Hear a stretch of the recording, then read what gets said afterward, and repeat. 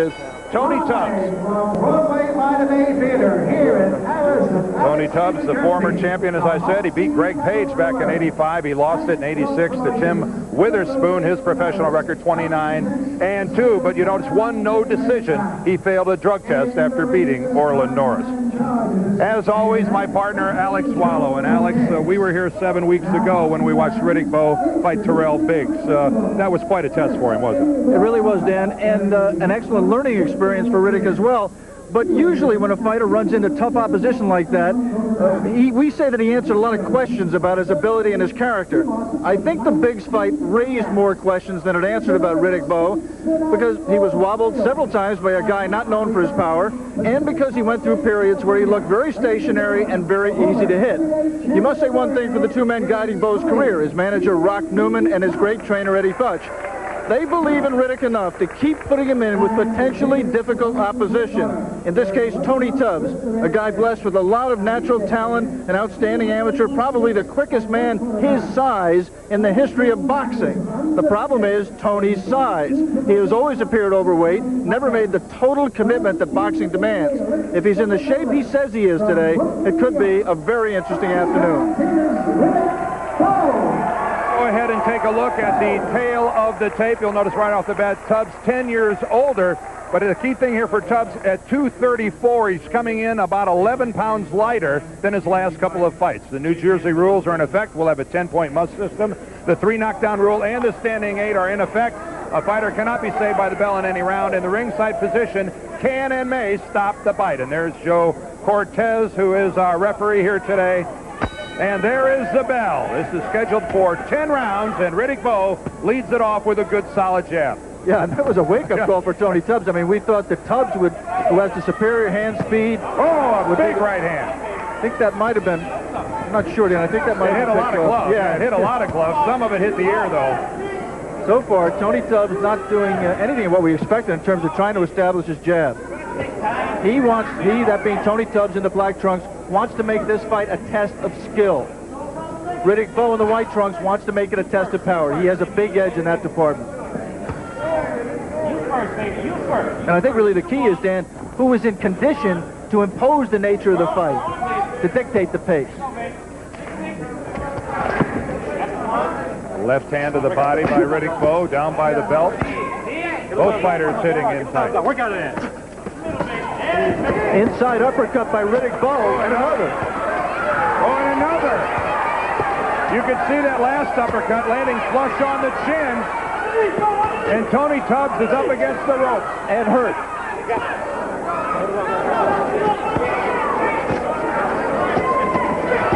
Tony Tubbs is throwing nothing back. Remember, Riddick Bowe had Terrell Biggs hurt early in his fight and could not finish him. Did catch up with him later in the fight. He actually had Biggs hurt much quicker than this. He hurt Biggs about 10 seconds into the fight. We're here in round 1. And already a tough experience for Tony Tubbs. But as you watch the learning of Riddick Bowe, right now he's making a mistake. He's letting Tony Tubbs lay inside with him when he's got him hurt. He's got an advantage. He should be getting distance with the jab and throwing hard punches. Work out of there. Get the times out. You can hear Joe Cortez, the referee, telling the fighters to work their way out. He's a referee that doesn't come in and break up every time the fighters are in close. Oh, and another good left, and then another right by Riddick Bowe. And the surprising thing here, Dan, is that Riddick really is right up there in terms of hand speed with Tony Tubbs. Tony seems to have lost some of his speed, and Riddick is matching him. Bowe's camp was actually, Alex, worried when Tubbs came in in what they thought was better shape than they anticipated. But it has been all Riddick Bowe. Well, you can see Tubbs had to spin all the way around after a wild right. You saw Tony score his best punch of the fight, a left hook, but although Tony might land some punches that look like they should do some damage, he is not a power puncher at all. He doesn't plan himself, he backs off, he's got his weight back, he doesn't commit enough to a punch to hurt anybody.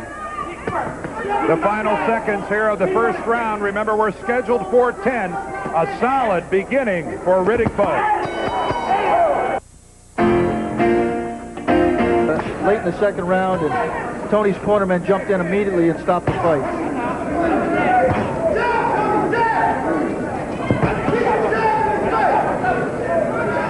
Riddick Bowe right now content to stand in the middle of the ring and let Tubbs circle around. Riddick Bowe yesterday telling us that he was going to be the aggressor, that he did not want Tubbs to get set, that he wanted him to constantly be fighting off balance. Called Tubbs what? A slickster. Tony Tubbs came in in the ring bone dry when the bell for round 1 started. He is right now pouring sweat. That first round got his attention.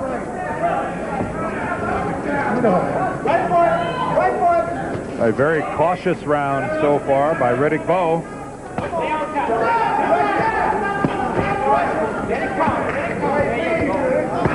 These two men have sparred in the gym, Dan, and I think they both know that they like to counterpunch, and I think that's why they're both waiting so much.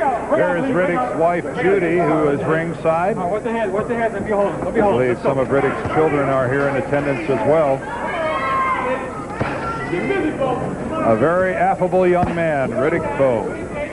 You always get worried, Dan, to have two guys who have been sparring partners. You always worry when Riddick Bowe's people take a guy that they've sparred with. You think, well, they know that this guy represents no threat.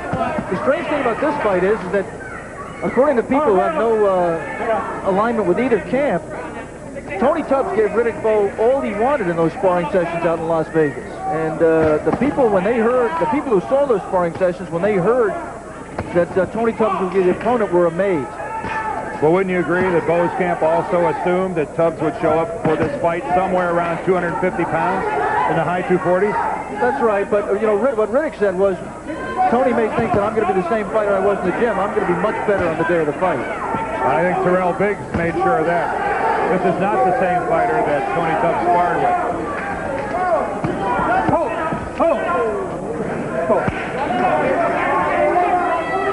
20 seconds left here in the second round.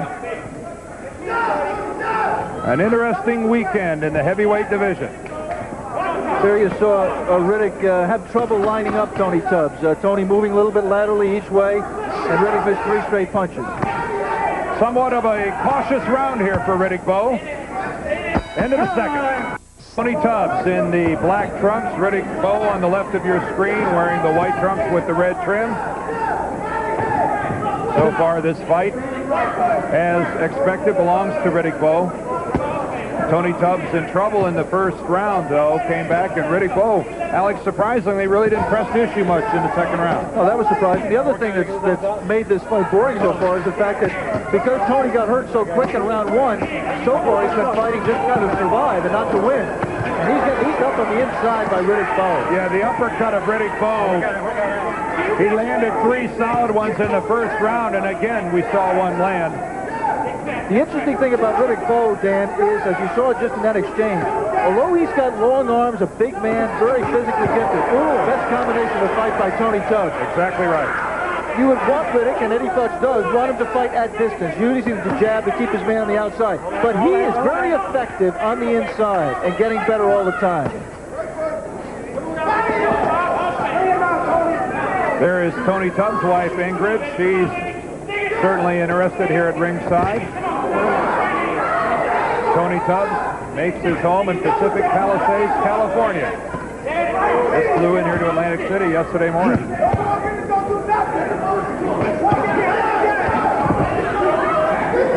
Good look at that jab of Riddick Bowe is coming right at you.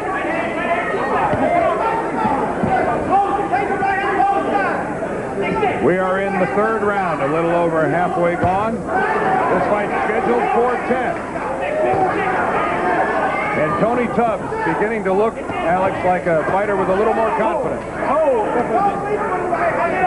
He seems to be getting into a little bit more. Bring out clean. Riddick Bowe upset that he ate so many of Terrell Biggs' jabs back in early March. Vowed to move his head more, that he spent the last 7 weeks working on slipping that jab. Notice any difference? Well, I think he's doing a little bit better, but yeah, good strong jab by Riddick Bowe. I think, you know, the key has been so far the fact that he hurt Tony early and really knocked him right out of his plan. So that Tony hasn't been firing as many jabs. Work out.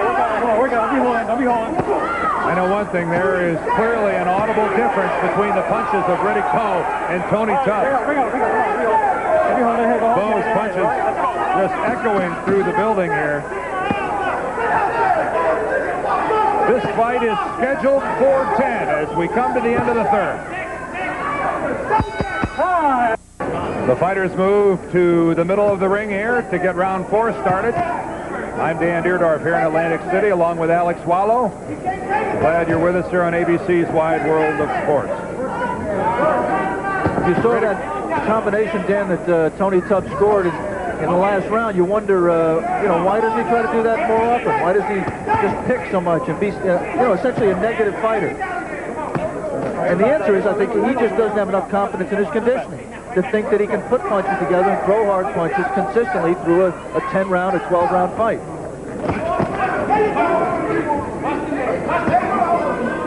Why a man with as much talent as Tony has wouldn't get himself in absolutely peak condition to try to go after the kind of millions of dollars that are available to heavyweights, even as contenders for the heavyweight championship, is one of the great mysteries.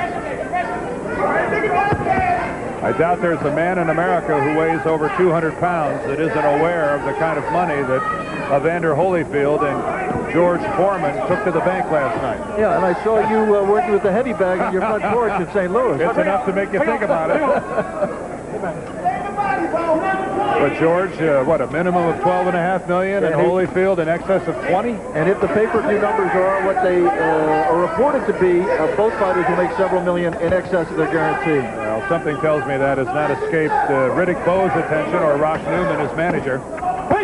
If these two heavyweights don't start putting some more punches together, I think we're going to have a lot of financial reports on pay-per-view boxing. Again, a reminder that coming up later in our show that we'll have a report and interviews. Alex talked to both Evander Holyfield and George Foreman. That'll be up before the end of the show after this fight.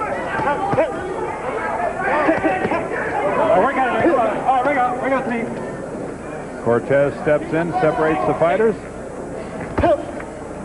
That jab is finding glove.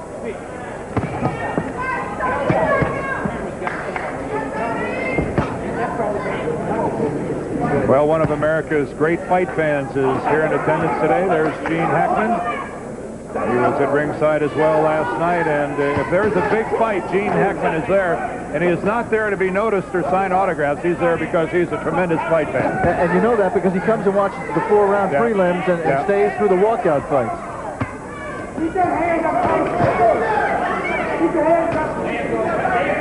Riddick Bowe talked of being the aggressor. He certainly is, but again, spending a lot of time in the middle of the ring, letting Tubbs circle to the outside.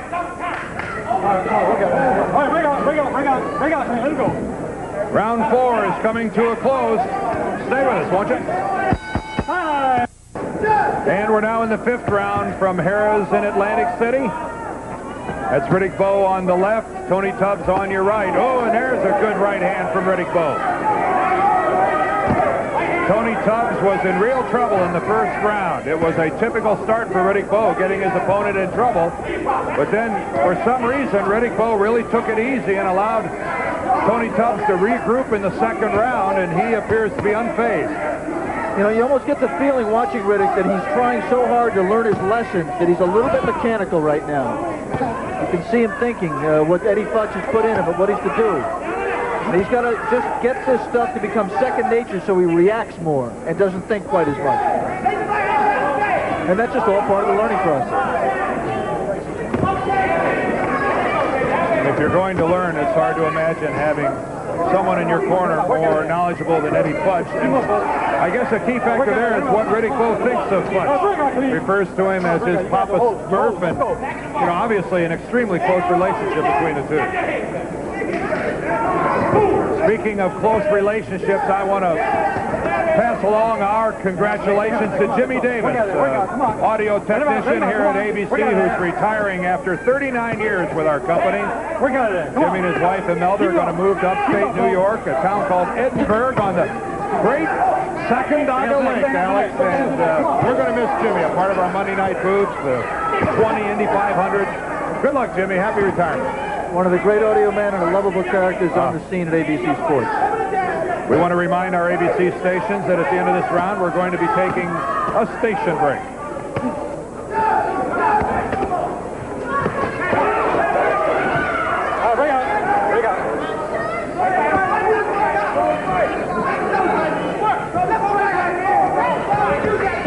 Yeah, you saw Riddick trying it there, putting jabs together, not single punches.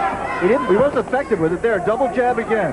But on none of those double jabs did he follow up with a right hand. No, he didn't. But he did learn one thing. When he puts jabs together, nothing comes back from Tony Tubbs. Just Tony, you know, there it is again. It's tough to counter off a double jab. Come on, work out, Bowe. Riddick's just pushing it. He's not snapping it, and he's not accurate with it. But, you know, you just like to see him trying it. Sure. Come on, work out. Watch your head. Give me a good shot.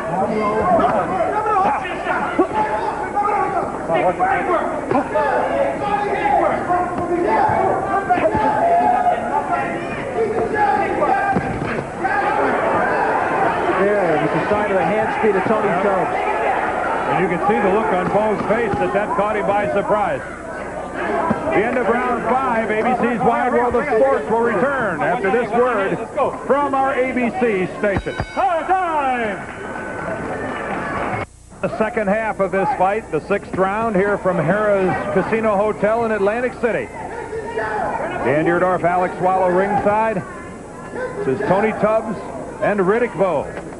Ooh, and Riddick Bowe working low to the body, lands a couple of good shots. One of them borderline. And Tony Tubbs retaliated pretty effectively. I think Riddick Bowe would be well served to try to pick up the pace here. This kind of slow pace favors a guy who is not well conditioned, who is not, you know, bred to the distance. To use the Derby parlance we're going to get into very soon. And Alex, of course, referring to the fact that Riddick Bowe is 23 and Tony Tubbs is 33. And in Riddick's corner between rounds, Eddie Futch, his 80-year-old trainer who's been around longer than anybody who's active today and knows more and has more to teach, really wanted Riddick to get into the range and to land some body shots. Good counter left there by Tony Tubbs. Sure was. So far, Riddick hasn't been able to do it. Let's go.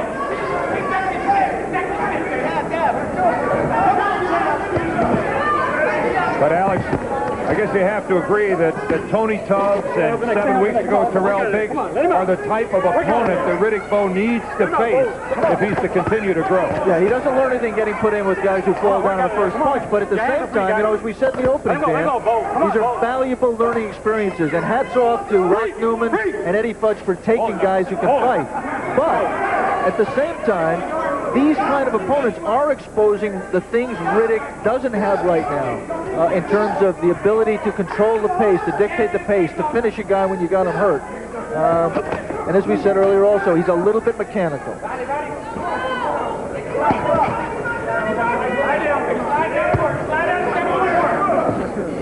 Whether he will stay mechanical, as I said, will be determined down the road when he's had an opportunity to let all the things he's trying to digest become natural to him. Again, you saw Bowe go to the uppercut. That one wasn't as clean as some of the ones he landed previously. Nor is he throwing him with the same kind of conviction. He should be wasting punches on the inside. He should maybe take a step back, get a little bit of punching room, and throw hard punches. You got the rest of them, both of you guys. Come on, let's go. Joe Cortez admonishing both fighters, accusing them of wrestling.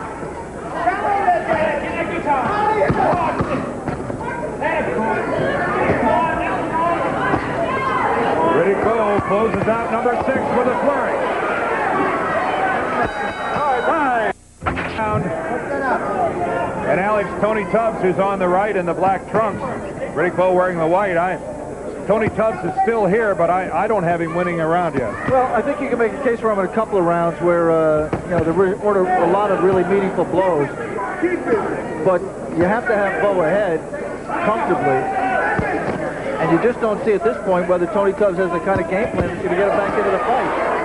He might have the game plan, whether he has the conditioning to execute the game plan has always been the key, and it's always been his downfall. And really, at age 33, the big edge he had, his hand speed, you have to say that's diminished somewhat too. It's not totally gone. He's still got some quick hands, but not what they used to be.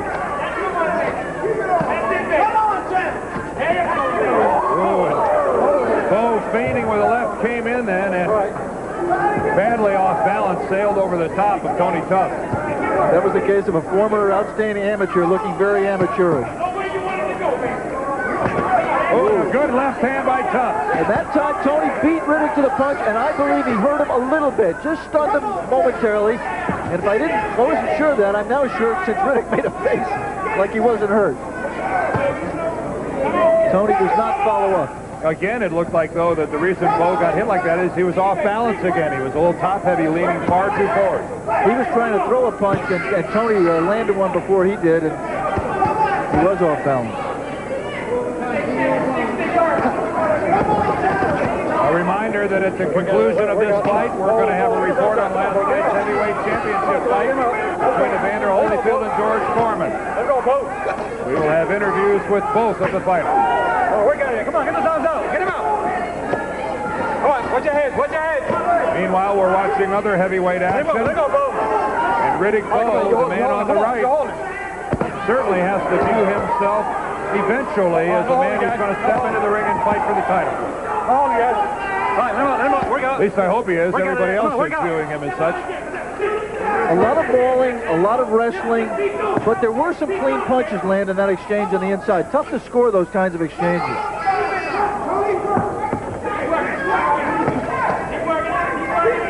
Watch the little bit of movement that Tony Tubbs gives. The problem with it is that he goes both ways. He moves both sides. And that's giving Riddick some trouble in terms of cutting the ring off to land his punches. There he's moving left, but see, he comes right back to the right. And Riddick's not able to get set. Well, if this fight does go the distance, 3 judges at ringside, Frank Caro, Gene Williams, and Richard Strange. We're scheduled for 10. This is the end of 7. Here we go for round number 8. We're in Atlantic City at Harrah's. Riddick Bowe and Tony Tubbs. And the fighting moves inside. Oh, there's that uppercut again. Again, that uppercut by Riddick Bowe, and another right hand scores.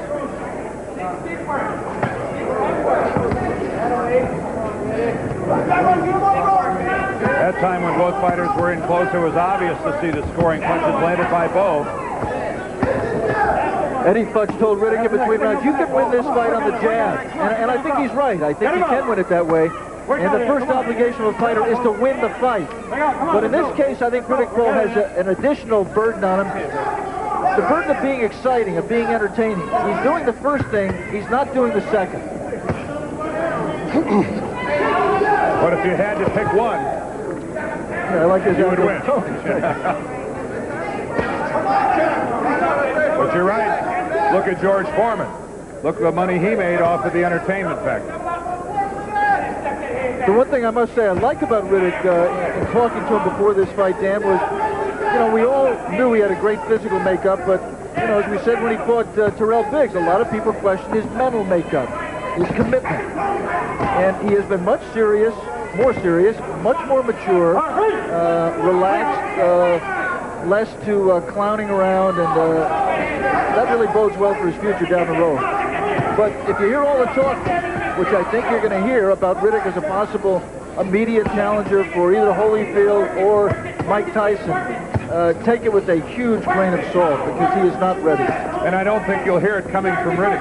Riddick is the last person to say, I want my shot now, I'm ready, I'm going to be the champion. He's a patient man, and he's a child, Alex. He's only 23 years old. That's right, and I think Rock Newman, his manager, is smart enough about the public relations aspects of this business to know that it's good PR to let your fighter's name be bandied about, but I think he also knows boxing enough to know that he's not ready. A fight that does so many million in 1991 will do even more in 92 or 93. Plus your fighter's got a chance to win. Bring out, let's go. We're in the 8th round of a fight scheduled for 10. Or a better chance to win. I mean, you know, sometimes a fighter can wait 10 years and never develop into the kind of man who can win a world championship. And I think the jury is still out on Riddick.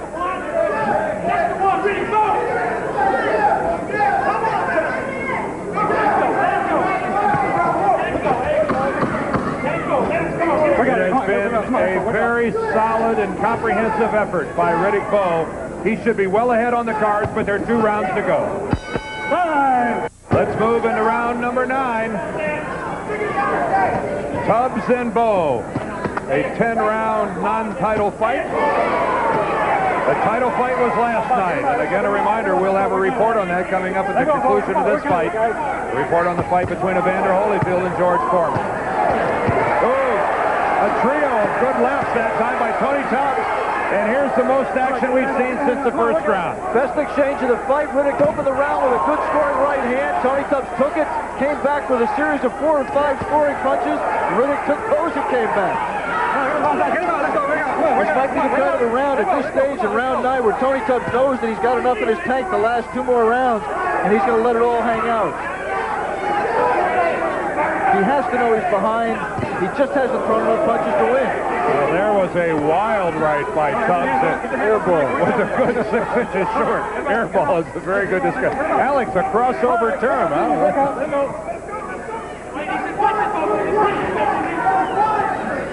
You know, a reminder I should pass along that a week from tomorrow is going to be the 30th anniversary show of ABC's Wide World of Sports. And Alex, I want to lead you into this.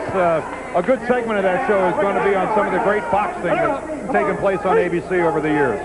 Dan, boxing really has played a big role in the 30-year history of Wide World, and I had a lot of fun working on those segments, and I think for the boxing fans in the audience, they will get a tremendous kick out of seeing especially the retrospective of Muhammad Ali's career, and I hope they share my feelings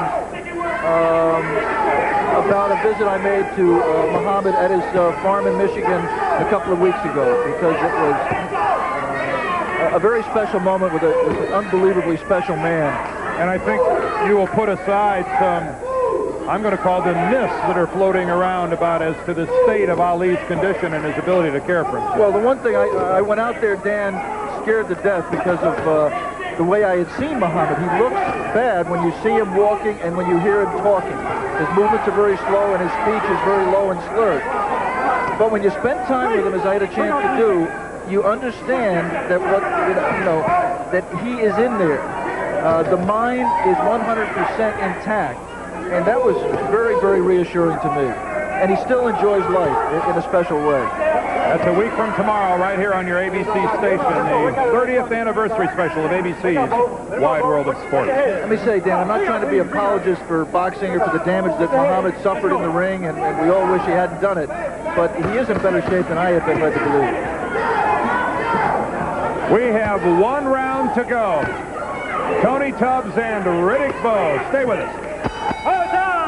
Joe Cortez tells the fighters to touch gloves. They do, and the final round is underway. Tony Tubbs the counterpuncher, goes back, lays down the ropes, and then rips a punch to the body. Well, Riddick Bowe really selling out on that right hand.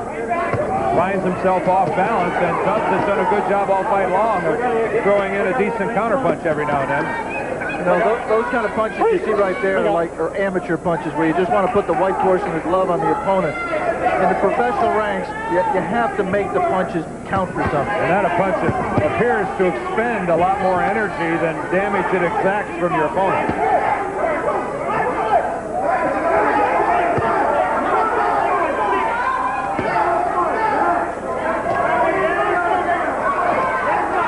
Let's look at the negatives and the positives in this fight, Dan. For Riddick Bowe, this is the longest he has ever gone. He had an 8-round decision. All his other fights have been less. So he's into a 10th round. I think Riddick knew coming in that he would have to go the 10-round distance with Tony Tubbs. He's a durable opponent, smart veteran who knows how to survive and has. And it's possible that the kind of pacing that you've seen from Riddick is just a product of that fear of the distance, that unknown territory.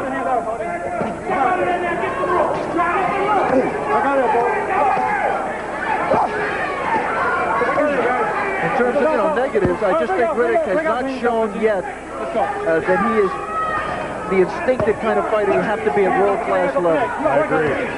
I think back to what you said. He needs to think less and react more. But I don't think it's necessarily bad at this stage, you know, to fight this kind of a fight. Come on. While he's learning. After our fight, we'll have our report and our interviews with George Foreman and Evander Holyfield. 1 minute left here in the 10th and final round of this heavyweight fight. Come on. And Tony Tubbs is trying his darndest to knock him out, because that, for sure, is his only chance of winning this fight. Oh, a good left hand right to the solar plexus by Tubbs. If you're trying to gauge the opposition in determining this performance, remember one thing about Tony Tubbs. He's only lost 2 fights. Both of the men who've held the world championship, Mike Tyson and Tim Witherspoon. He is a difficult opponent, not easy to look good with. And I think Alex, a man who desperately wanted to show that he's just not washed up. You're right, Dan. You just wonder why he didn't take this opportunity to get himself in tip-top condition.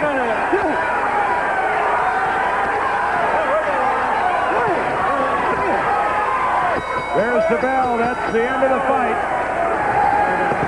So we will be back with the decision and then our report on Evander Holyfield and George Foreman, their undisputed heavyweight bout that took place here last night. We'll be right back.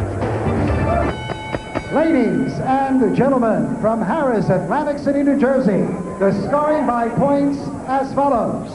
Judges Frank J. Cairo and Richard Strange each score 96-94, while Judge Jean Williams, she observed 97-93. For the winner by unanimous decision and still undefeated, Bowe. So Riddick catch up with him later in the fight. He actually had Biggs hurt much quicker than this. Come on. He hurt Biggs about 10 seconds into the fight. We're here in round 1. And already a tough experience for Tony Tubbs. But as you watch the learning of Riddick Bowe, right now he's making a mistake. He's letting Tony Tubbs lay inside with him when he's got him hurt. He's got an advantage. He should be getting distance with the jab and throwing hard punches. Work out of there. Get the times out. You can hear Joe Cortez, the referee, telling the fighters to work their way out. He's the referee that doesn't come in and break up every time the fighters are in close. Oh, and another good left, and then another right by Riddick Bowe. And the surprising thing here, Dan, is that Riddick really is right up there in terms of hand speed with Tony Tubbs. Tony seems to have lost some of his speed, and Riddick is matching him. Bowe's camp was actually, Alex, worried when Tubbs came in in what they thought was better shape than they anticipated. Tony Tubbs. Tony Tubbs, the former champion, as I said, he beat Greg Page back in '85. He lost it in '86 to Tim Witherspoon. His professional record 29-2. But you notice one no decision. He failed a drug test after beating Orland Norris. As always, my partner Alex Wallow. And Alex, we were here 7 weeks ago when we watched Riddick Bowe fight Terrell Biggs. That was quite a test for him, wasn't it? It really was, Dan, and an excellent learning experience for Riddick as well. But usually when a fighter runs into tough opposition like that, we say that he answered a lot of questions about his ability and his character. I think the Biggs fight raised more questions than it answered about Riddick Bowe, because he was wobbled several times by a guy not known for his power, and because he went through periods where he looked very stationary and very easy to hit. You must say one thing for the two men guiding Bowe's career, his manager Rock Newman and his great trainer Eddie Futch. They believe in Riddick enough to keep putting him in with potentially difficult opposition. In this case, Tony Tubbs, a guy blessed with a lot of natural... But it has been all Riddick Bowe. Well, you can see Tubbs had to spin all the way around after a wild right. You saw Tony score his best punch of the fight, a left hook, but although Tony might land some punches that look like they should do some damage, he is not a power puncher at all. He doesn't plan himself, he backs off, he's got his weight back, he doesn't commit enough to a punch to hurt anybody. The final seconds here of the first round. Remember, we're scheduled for 10. A solid beginning for Riddick Bowe. in the second round, and Tony's cornerman jumped in immediately and stopped the fight.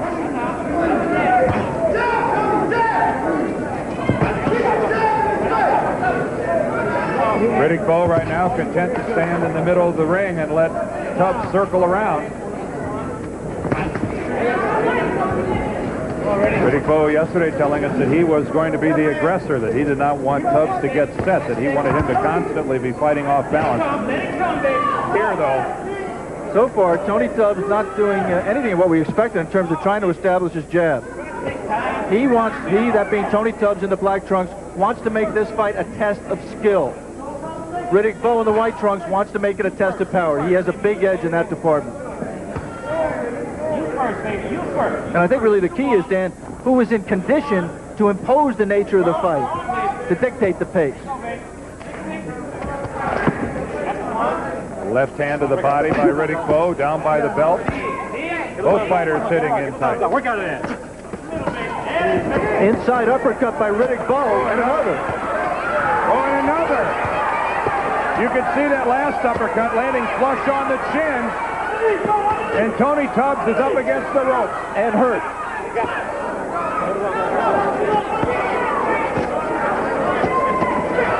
Tony Tubbs is throwing nothing back. Remember, Riddick Bowe had Terrell Biggs hurt early in his fight and could not finish him. Digital talent, an outstanding amateur, probably the quickest man his size in the history of boxing. The problem is Tony's size. He has always appeared overweight, never made the total commitment that boxing demands. If he's in the shape he says he is today, it could be a very interesting afternoon. Go ahead and take a look at the tail of the tape. You'll notice right off the bat, Tubbs 10 years older. But the key thing here for Tubbs, at 234, he's coming in about 11 pounds lighter than his last couple of fights. The New Jersey rules are in effect. We'll have a 10-point must system. The 3 knockdown rule and the standing 8 are in effect. A fighter cannot be saved by the bell in any round, and the ringside position can and may stop the fight. And there's Joe Cortez, who is our referee here today. And there is the bell. This is scheduled for 10 rounds, and Riddick Bowe leads it off with a good, solid jab. Yeah, and that was a wake-up call for Tony Tubbs. I mean, we thought that Tubbs who has the superior hand speed. Oh, a big right hand. I think that might have been, I'm not sure, Dan. I think that might have hit a lot of gloves. Yeah, it hit a lot of gloves. Some of it hit the